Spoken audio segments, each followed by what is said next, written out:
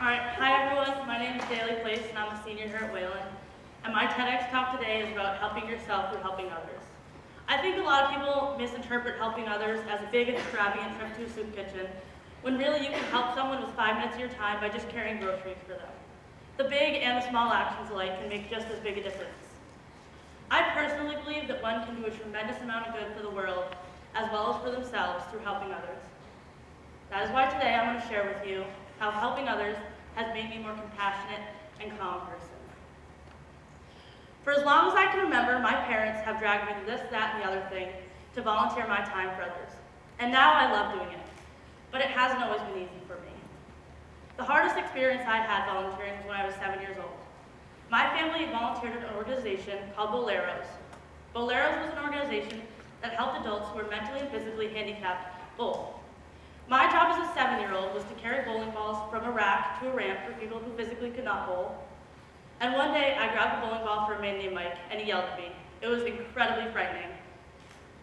I know my dad is rolling his eyes a little because Mike was his good friend, but to me, as a 7-year-old, this was very frightening. Mike was an adult yelling at me, but on top of this, Mike was disabled. And as a 7-year-old, I didn't quite understand disabilities. So after this experience, I didn't want to go back. I did everything I could. I said I was sick. I said I was tired. I said I had things to do. But I was 7 years old. I didn't have much say in the matter. So my parents made me go back. And for that, I'm really grateful. Since I went back, I have a better understanding of people with disabilities. And had I not gone back, I wouldn't have had this understanding. I think in everyone's volunteering experience, they have a moment like this. A moment when they're forced to do something they're not quite comfortable with. But just like a Band-Aid, you get it over with, you rip it off, and you get so much more out of the experience. It's a Band-Aid moment, and everyone has one. By the time I reached high school, I was volunteering a lot of my time. But up until high school, I was just volunteering my time. I didn't really think about what I was doing. But once I reached high school, I started to ponder my experiences. The most profound experience I pondered was working at a soup kitchen. I worked at a soup kitchen the last Monday of every month, just like I had many years before. And up until high school, I hadn't thought about it. I was just volunteering my time. But I started to think about what put these people in a situation that made them need money, or need food. What put someone in such an unfortunate circumstance they couldn't afford the basic necessity of food.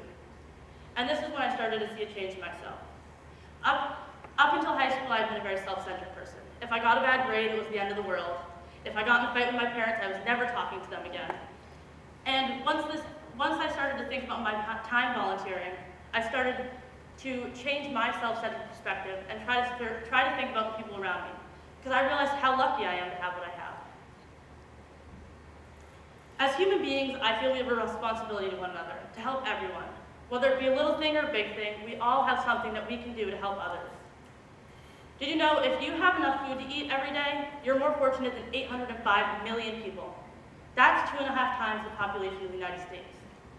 If you have a place to go every night and a shelter to live in, you're more fortunate than 100 million people. Those are some staggering numbers. With all the things that we have a responsibility to help those people that don't have what we have.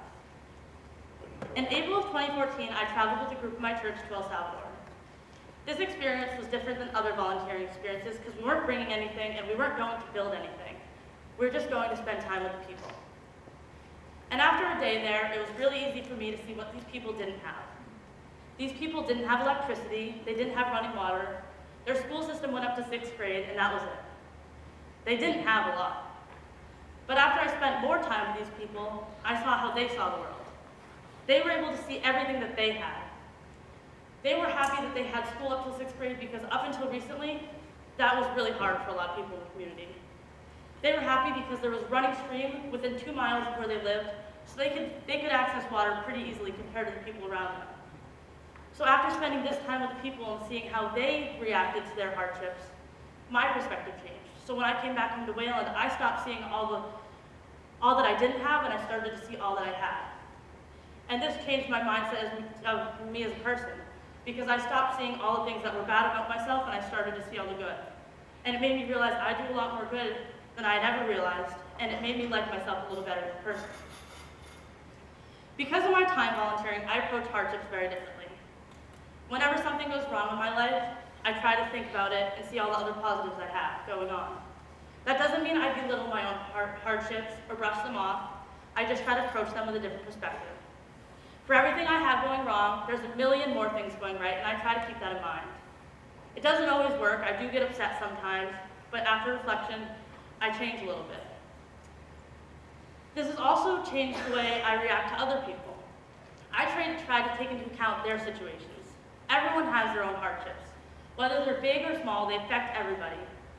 And so when anything goes wrong and someone's actions affect me, I try to keep that in mind. But that doesn't mean I'm a perfect person. I can be pretty mean at times, and I know that. A couple weeks ago, I was going to the bank to deposit a paycheck, and as I crossed the road, I guess I was walking too slow, and an old man honked at me. My immediate reaction was to walk slower. After I had finished crossing the street and went to do what I was doing, I thought about what had just happened, because I was pretty worked up. And I realized maybe this man had done what I had done a million times before. He honked his horn on accident. I've done that. Or maybe he was just having a really bad day, and he just was in a rush to get somewhere. That doesn't take away that the man was rude, but it made me feel a little bit better about the situation and a little less angry.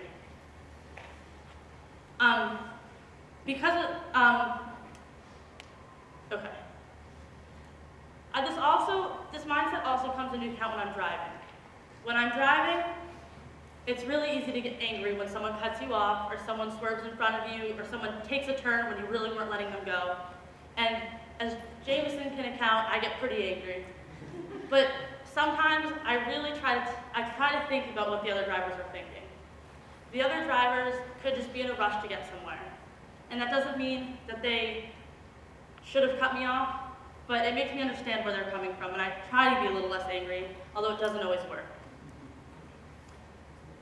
Although I've learned a lot from volunteering, I'm still learning today. A couple weeks ago, after I started working on this talk, I was volunteering at a middle school in Boston, and I expected to work with 12 through 14-year-old students. And when I got there, I worked with 12 through 14-year-old students, but also 15, 16, and 17-year-old students. I'm 17 years old, and I'm about to graduate high school, and I was working with a 17-year-old in 8th grade who hadn't even started their high school career. This experience was profound to me, because I never realized people had hardships like that. And I try to think, or I like to think that I understand hardships, but sometimes I realize I don't. And this happens to me all the time. Whenever I volunteer, I learn a lot about the world, but I also learn a lot about myself. Since I can remember, my parents have encouraged me to volunteer, and they've even forced me at times, but I'm grateful for it. First and foremost, I'm thankful to my parents, because if they hadn't pushed me, I wouldn't be where I am today. I volunteer a lot of my time, and volunteering is who I am. But I'm just at the beginning of my journey. I'm 17 years old. I hopefully have 100 more years, hoping to break records. But I'm still on my journey. I encourage you, no matter where you are on your journey, to help yourself through helping others. Thank you.